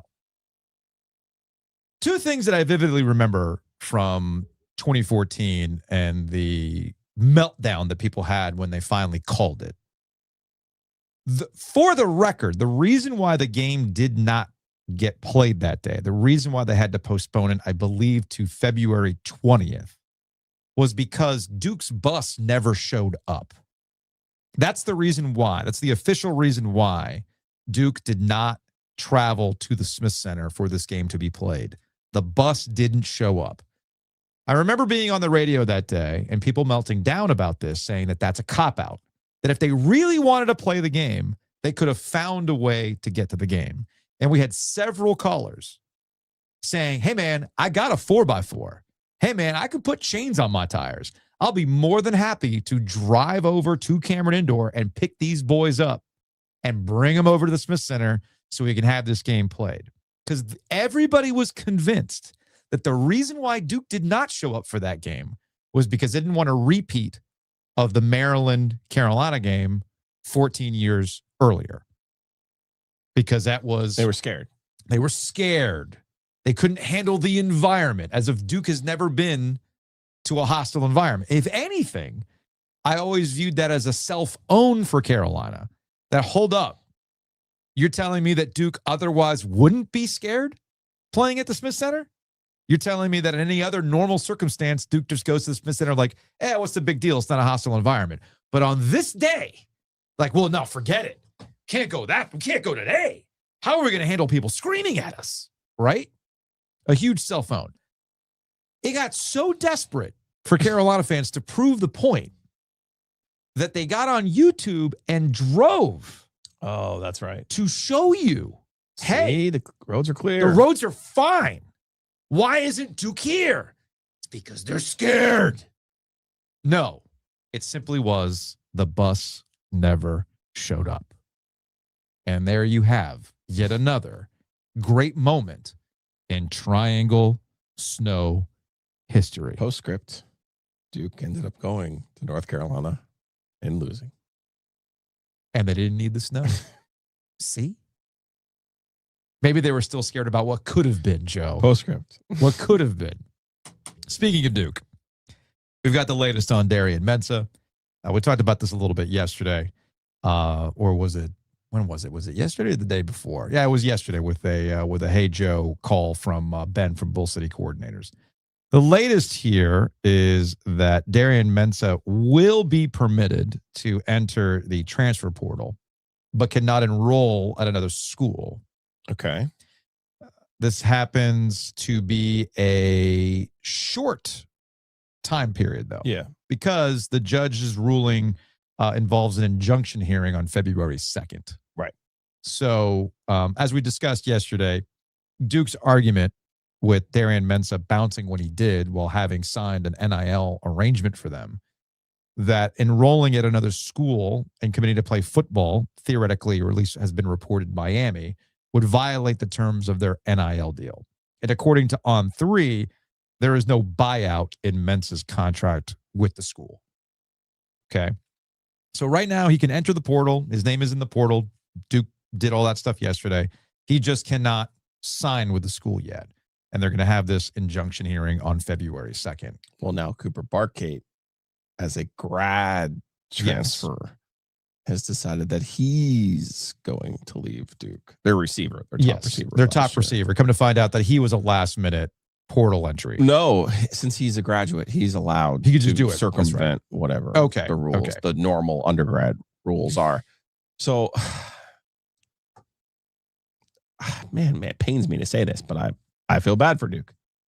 And I understand what they're doing here, what they're trying to do here. Well, I've seen, so the reason why I thought it was interesting to bring this up today is there's a couple of threads you can pull on. One, despite the fact that college sports is at an all-time high in terms of popularity, especially college football, ratings continue to go up. ESPN front office people are saying they don't talk about college football enough, and they're going to make a concerted effort into talking more college football next year, which is why they've hired people like Josh Pate and some others to join ESPN. But football continues to do things that, for lack of a better term, they punch themselves in the dick. And it makes it more and more difficult to like put your arms around liking a team or rooting for a player because they ain't loyal, right? Now, we're too far gone to discuss how you could have avoided this. College football decision makers, conferences, school presidents, you could have avoided all of this if you just finally got with the times and realized that you made all this money with an unpaid labor force. And if you had gone about the business of correcting these things and being a little bit forward thinking, you would avoid things like this. But the one thing I do disagree with is this general attitude that some people have about, well, how is this any different than Lane Kiffin? How is this any different than a coach going somewhere at the last minute and leaving a team in the lurch and things like that? I understand what you're saying, but that doesn't mean that Darian Mensah can just do what he wants. You have contracts now, okay? And I don't blame Duke for filing a lawsuit. This is the only tool they have to do these deals in the transfer portal era, with the NIL era, to protect themselves, right? Now, if Darian Mensah's representation wants to negotiate a buyout, because this seems very, very easy to handle. One thing that if you take anything away from any contract conversation, contracts all have a number. Well, in this case, it's redacted. Yes. They all have a number. The going rate seems to be $4 million. I believe his was a 2-year, $7 million contract. Okay. Given the amount of fluff that was given to it, I would believe the accuracy of that reporting. It's around $4 million or $7 million. 3.5. Okay. 2 years, 3.5. So, I was reading David McKenzie, who we've had on this program before, and he was pointing out, like, with a contract like this, if Miami feels that he's worth more, then there's a difference, and that difference goes to Duke, right? Yeah, and that's the lone thing set up by this cockamamie oversight committee when they allowed revenue sharing. They said, hey, if someone, because there was a cornerback who left Wisconsin and went to Miami, and they said, if this happens again, then the new school has to pay the difference to the old school for their revenue sharing. Ultimately, I think that's what will end up happening here. I don't think Duke can prevent him from, again, my Netflix law degree. I don't think Duke can prevent him from playing college football because, remember, his contract specifically states his compensation is not tied to his performance on the field. Well, that's where we get into the negotiation between Miami and Duke, which leads to the thing that I'm more interested in, honestly, because we can get into contract weeds and all that kind of stuff. And I know you were making a face when I said the schools do have the power, having signed these contracts or have these contracts, to then execute said contract, right? Well, no, but the key difference here, as we've talked about, is Lane Kiffin has an employment contract. I get it. Darian Mensah has an endorsement contract. But in this particular case, it's semantics. You're using this contract to get you to play football here. I don't think that's how the law works. And protect you here. I don't think that's how the law works. Now, this gets to the part that I find interesting, because you're right. What's the wrinkle here is the rights to, the grant of rights to his endorsement deal. So if Miami has an endorsement deal for him or an NIL deal for him for $10 million, well, then theoretically, what would you call it? Your Netflix law degree, my Law and Order law degree, my caveman lawyer. Well, you have an osmosis one, so. Well, based on my logic here, it would mean that, well, guess who gets to make that money? It's basically Miami paying Duke $10 million. Right, but they actually did put that as an oversight in the. They did. What are the meetings going to be like at Amelia Island this year? Oh, I mean, because there's tampering here too. Sure, of course there is, but there's tampering that here implies that these schools care about each other in a way that no longer exists. There's no, I mean, heck, we struggled to find common opponents for Duke and Miami last year. Remember, the tiebreak was based on common opponents, right? We couldn't even find them. Yeah, but somewhere the powers that be, they're all. I got to imagine that Manny Diaz is even saltier about this, given that it's Miami. Okay, I would agree, but I don't think that's cool. That's something that's something the ACC would have cared about 25 years ago. So you don't think you don't find a situation where Jim Phillips and everybody else has to sit down with these coaches and say, we got to work something out here, guys, because we're just going to make each other even more and more mad. No. I mean, it's going to get saltier as it continues. Because everybody's in it for themselves. I hear you, and I hate it for Duke that it is another ACC school that is contributing to their demise, the architect of their demise, to use Manny Diaz's quote. But I bet you there's a lot, it goes really, because they're a private school. and because quite frankly they're under the radar. Yeah. Duke has been playing at a different level in this era. Oh, they have. Like they're way closer to Indiana than they are NC State. Mm-hmm. So there's any number of ACC schools. Like if you just want to take it like what's going to happen when they get inside the meeting room. I mean, Dave Doran's going to be like, hey, tough shit, Duke. You've put $30 million into your roster the last 2 years. Like, meanwhile, I got 12 or whatever the number is. Right. I mean, Virginia is going to be like, oh, cool, Duke. Oh, you beat us in the championship game because you had X amount of $7 money, million. right. And I'm not saying Duke's cheating. I'm saying Duke has turned into a power in this era thanks to the corporate connections and their alumni, the amount of money they have with their alumni that care about this. They've turned into a power financially. So I don't think you're going to get to Amelia Island and other teams are going to be like, oh yeah, let's. Man, I'm really poor Duke. Oh, nobody. I don't think that's happening, buddy. I get that nobody. Maybe Wake Forest would. No, not even that. No, I'm saying like if you were a more, you could probably find a more sympathetic team than Duke, but I don't think so. I think that the concept of collegiality and a common bond and a common respect, even, yes, it's gone, man.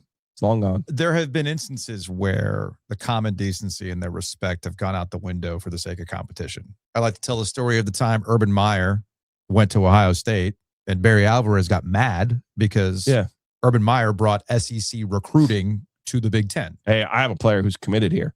And Urban Meyer was like, cool. Is it signing day? No. Is he signed? He's not? He's not? Oh. Okay, cool. Well, right. we're going to recruit him. So to that end, I brought that up for a reason. You had up until X amount of time, right? Until you sign. Yeah. And this is where things get dicey. Darian Mensah did sign a contract. He signed a contract. Signed an endorsement contract, not an employment contract. It's still a contract. Right. With the intent to play. A contract with an argument by their own lawyers that says this is not contingent upon his performance on the field. I will go to the law. Me and David McKenzie could probably go together. And I'll be the second chair. I get you. And just circle it like I did to Holden Thorpe all those years ago. So if that's the argument, then something else has to be hashed out in the room. And this is where I asked the ACC to be forward thinking. And if you want to avoid this stuff, if you want to be forward thinking, we have to get away from these, let's not call them employees, and just go ahead and start calling them employees. And sign and if there's movement clauses, don't want to give away the game. If there's movement clauses, then there's an actual mechanism to make it happen. Hey, that's where it's all headed. Hey, because like we're seeing this with college basketball. Like, but no, let's point the finger to our guy Kent. Yes, who pointed this out. Wait a second. You talk about unintended consequences. Where did Miami come up with this extra money all of a sudden that they could come over the top and offer a player? Wait a second. Oh shit. That's right. And success initiative. The success initiative that everyone else voted for. And that comes from the revenue share. And or the revenue share that they're not sharing with the ACC, but it's their money revenue share that they can use on players. Right? Yes. Okay. Yeah. So I'm with you on all of these things. We're fundamentally lock and step, but it's going to take the real reckoning in order to fix college sports. It really will. Because there's two things going on right now in college athletics that I find interesting. You have the Darian Mensah and the ways in which they don't want to call these guys employees. Yes. Okay. Totally with you on that. Including Duke's own lawyers. Hey, we're still paying student loans to that law school, so it's a really good one. Okay. Yes. Now, in basketball, we've had another instance of a guy come back to college. This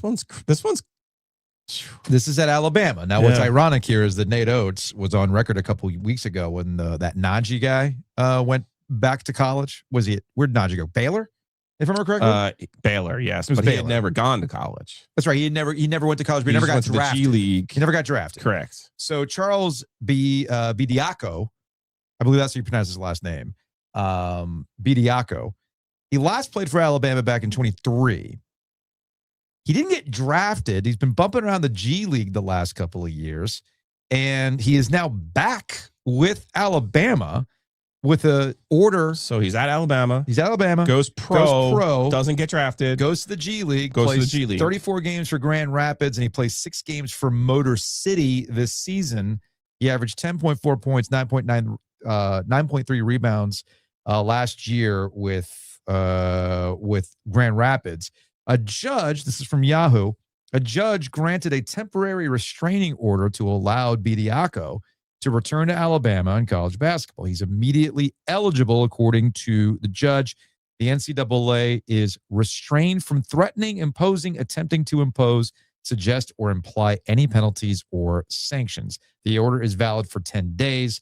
A full hearing is scheduled for Tuesday morning. Within the 10 days, there is one game in which he can play. I believe that's on January 29th. This is essentially the equivalent of Trayvon Duval Yes. going to Duke, going pro, Mhm. going undrafted, and now at midseason Duke saying, hey, we're missing a point guard. Why wouldn't they? Why can't we have Trayvon Duval? Why wouldn't As they? long as he doesn't update his Instagram account at halftime of a loss in Chapel Hill, we're all good.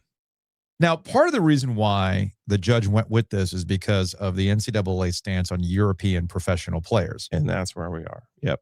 like Luka Bogovic at UNC. Mhm. He played professionally. He's at UNC. Musa Sanya at NC State. Played Yeah. professionally. Illinois' entire roster. Is exactly that. Yeah. So I don't really sympathize with the NCAA or their coaches who have taken advantage of European professional players signing up for college basketball. I see no difference from not being drafted and playing in the G League and being a professional basketball player in Europe. This is not LeBron James and the palace intrigue that is unfolding with the Lakers and LeBron James saying, you know what, screw it. I'm going to retire from the NBA and I'm going to come home. I'm going to go to Ohio State. Or, hey, Coach K, you got John Shire's number? Cool. I'm going to go sign up for Duke. They could probably use me off the bench. Like, that's not what this is. This is not Kyrie Irving going, I only played 12 games. I mean, I got hurt. You know what? I'm part of the brotherhood. I apologize, Trayvon Duval. He did play in Oh, he did? 2 NBA games. Oh, then it looks forget like. it. 3 Forget it. games. 3 Forget games. it then. So Forget it. he cannot come He back. cannot come back. Yeah. So I see no difference between the professional European player and a G League player coming back to college. I don't. Right. But neither one of them should be allowed to play college basketball. But where we're at with this is that the college game needs to take on a European academy approach to its future. Okay. I'm talking about, this is a radical idea, but I am talking about colleges getting into bed with the NBA to essentially be a academy style where guys can come through the school, play for your school, and eventually find themselves, you have rights to this particular player going forward.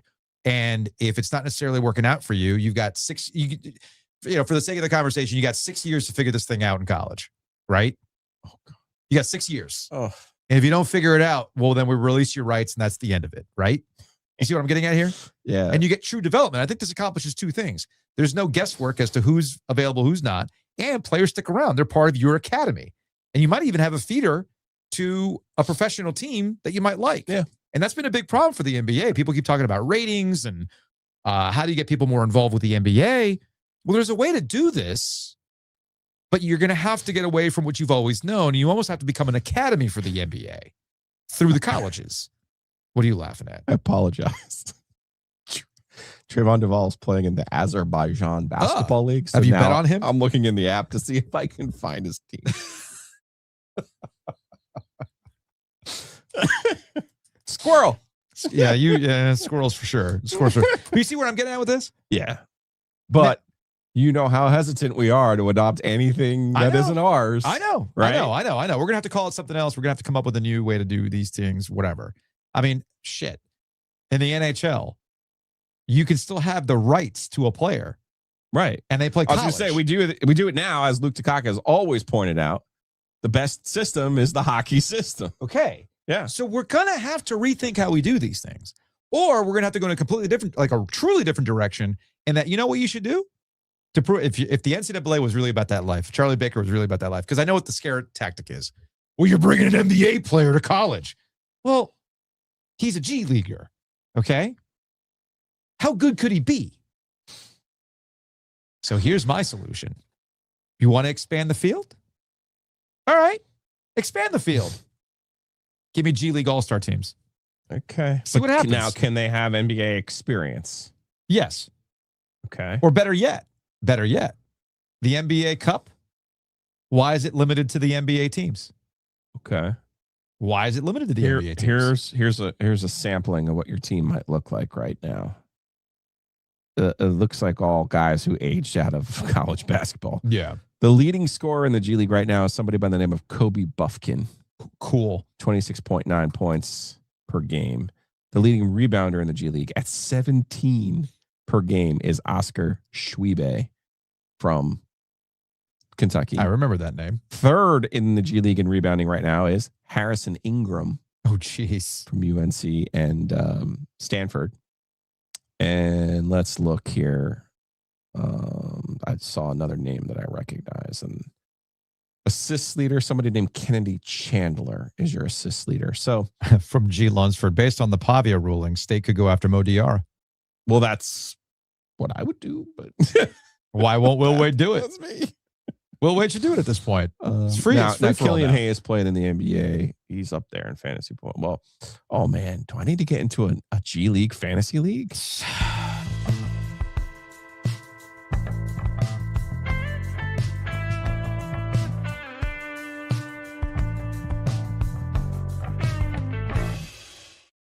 Let's not say we did. In fact, I should contact Whitaker and Hamer and put it into our LLC employment deal that Gilio is not allowed to join these off-book weird fantasy leagues that would just distract you throughout. We don't need that. Toronto is the best team in the G League. Okay, stop. Check them out, wh.lawyer. Do you have a business partner that can't stop looking at Jarkel G- Joiner's on that. Oh, God. Can't stop looking at G League rosters? You got to put in his contract that he can't make wagers on it? Go to wh.lawyer. They can figure that out for you. Again, that's wh.lawyer. Big thanks to Matt Davis over at State Farm. Maybe you made some poor plans. You didn't make good decisions. You know what? I shouldn't have gone pro. Should have stayed here. You know what? I probably should plan better with my money. Well, that's something that Matt Davis can do. Check him out, insuregarner.com, 919-779-8277. Speaking of money, Gordon's watching Monks right now. Yeah. He's watching the Peace Walk or whatever it is. Yeah. How that's Well, happening. I'm pretty sure it was his wife who. No, he's absolutely all in. Tim? No. Yeah, Gordon's absolutely going up to the Monks saying, I know you've given up all of your earthly possessions, but have you seen the rates right now? I know that's what Gordon's doing. I can help you. Have you heard of a no-cost closing? You know, No closing cost. it's like, you want peace? I'm going to give you the peace of mind of not paying closing costs. MillerLending.com, 919-447-3377. Take a very monk-like approach to your home equity and take advantage of no closing Before costs. JC Zemble yells at me, Kobe Buffkin is from Michigan. Okay, gotcha. Big thanks to Chris Brassfield over at Brassfield Accounting. There's no accounting for where things are going in college athletics. But what you do need is somebody to handle your taxes, handle all your paperwork, be your fractional CFO. And that's something that Chris at BrassfieldAccounting.com can do for you. Again, that's BrassfieldAccounting.com. Chris texted me this last night. Yeah. Because there's like a 20 million hour difference. Had our first from the pod sign up for tax. Excellent. Thank y'all. Can you tell listeners, though, if they drop there from the pod, we will do personal returns. We typically only do small business and personal returns tied to those clients. Mhm. But for the OG, we will help your listeners. But it's important when you reach out to them that you say, hey, we heard you on the OG. So, but also, big shouts to whoever hit them up for tax help. Send me an email or we'll pop you a Waffle House swag. Okay. I like it. We're always giving away swag. I love it. Speaking of which, it's like Gotta when you take care of your people, man. Speaking Remember, of which, I got the guy the coffee mug and he Yeah. sent us all this amazing stuff. that's good Hey, you stuff. gotta pay things forward sometimes. Speaking of, and apparently I'm terrible about that, according to Poor Leanne. Leanne. Yeah. She says I'm not a giver. You're not a giver. I'll give her something. Not a giver. Not a giver. She's painting with a broad brush. Very much a giver. My goodness. Thank you. Telling you about Given, Roback's Given. 20% off when you use our promo code OG20. By the way, the last call is still going on. You want to save 30% off Oh, some of their it's sitting in the back of the warehouse and it has to go. 30%. 30%. Wow. No So you code could save needed. The, Yeah, no code needed. You might find something. I actually was looking for the color block Hesse hoodies. They didn't have my size. Those are good. Those color blocks are tight. Those are good. So anyway, go to roback.com, use that promo code OG20. Again, that's OG20. Gilio's social crap.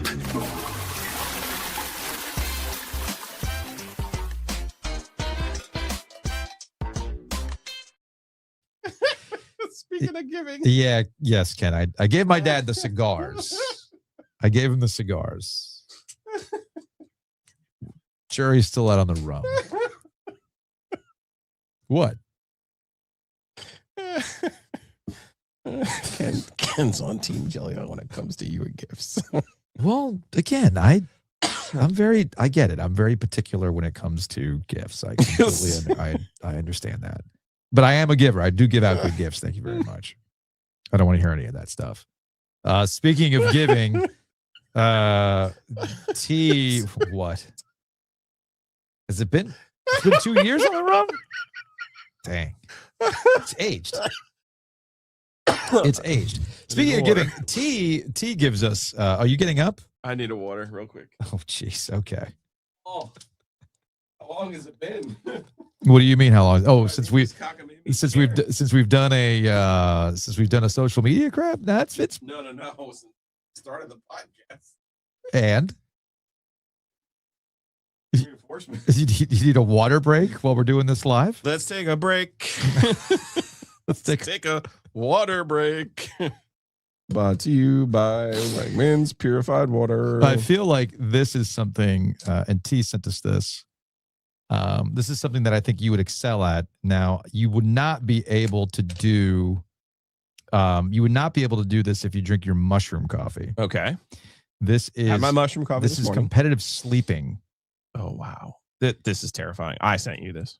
Oh, you sent this to me. Okay. Yeah. So it's people sleeping in glass coffins and they're seeing how long they could be zonked out. I feel like you would excel at this. Oh, a terrible sleeper. You're I'm a the terrible worst sleeper? sleeper on the planet. Oh, that's why you are the way you are? yes. Now, what if it was just sleeping randomly on a couch and not a bed? on a chair? Yeah, like you're on a chair. Yes, I could, or a plane.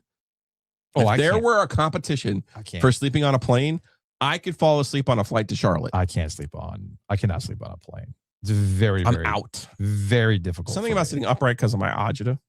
Oh, is that what it is? Yeah. Okay. I got you. But no, I could not get in a coffin. First of all, I would freak the fuck out over that. I just see that and I feel like I'm in the scene of Aliens. But I also love like pop out of me. you got the country just in case you get confused who you're rooting for. Yeah, I got to root for the American who's fast asleep.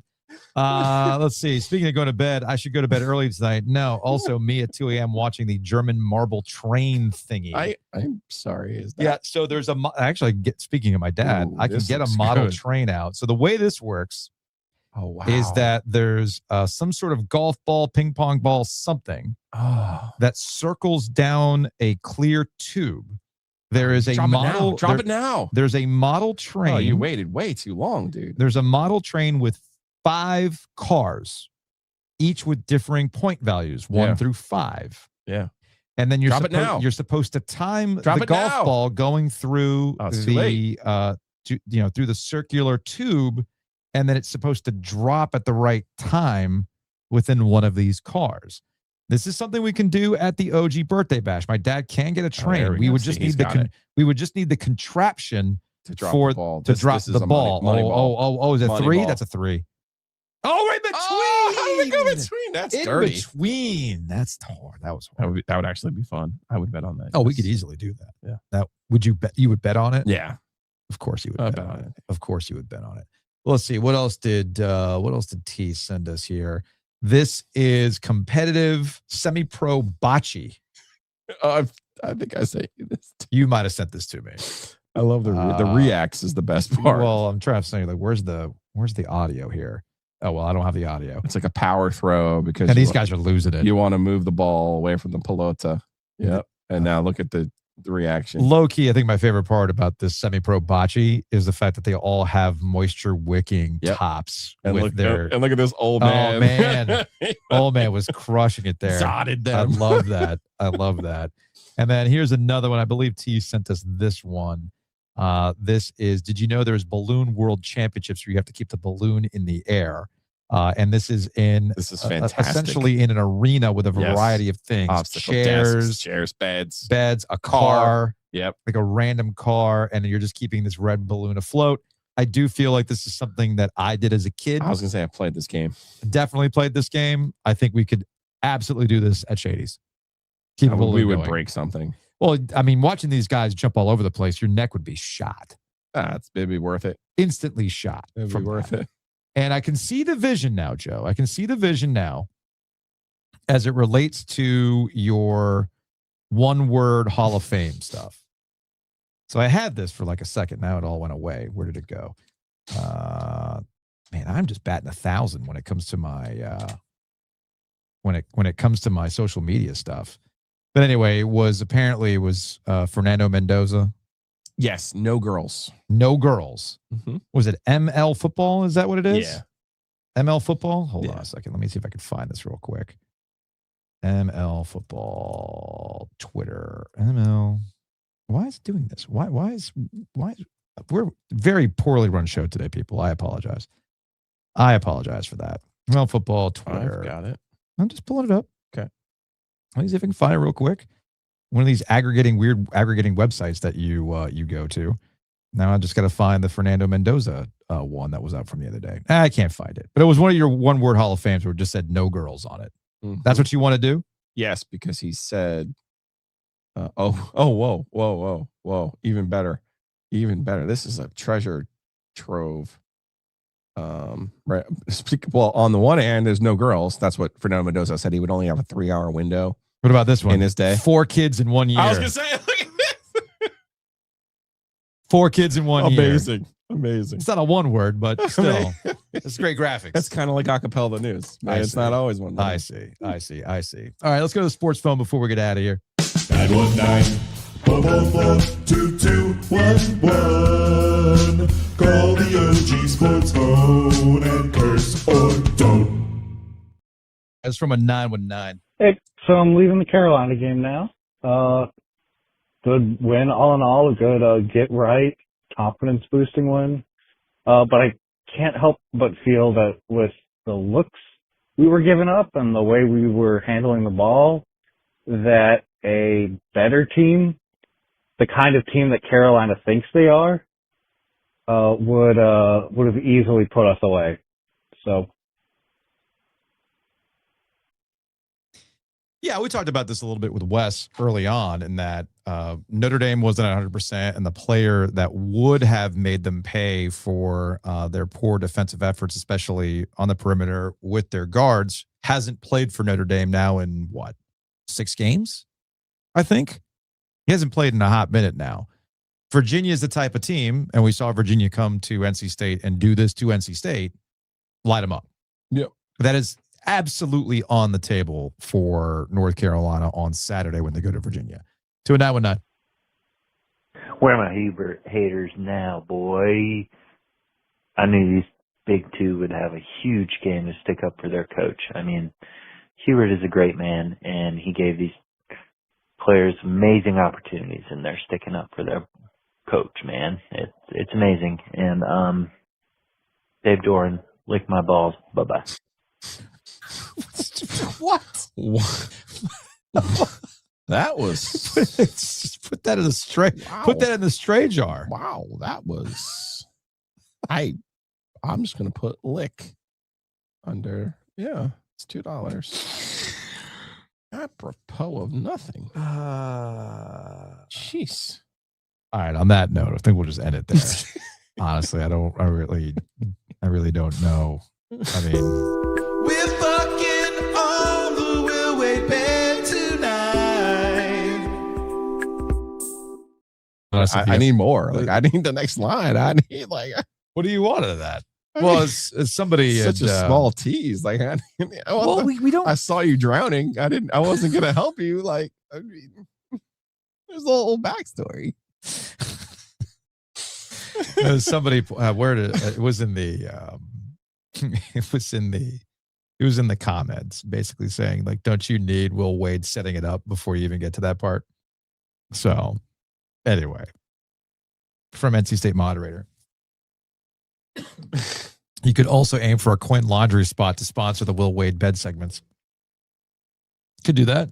There's all sorts of corporate champions you could do with that. I'm not going to lie to you. I'm going to go out on a limb here and say that most coin operated laundry spots don't really do a lot of advertising. But maybe just a thought. I bet maybe we could, though. Maybe we do a show from. Well, now that we could do. That we can do. Anyway, let's go wrap it up. Thanks for putting up with today's shit show. We will see you for an OG mailbag tomorrow.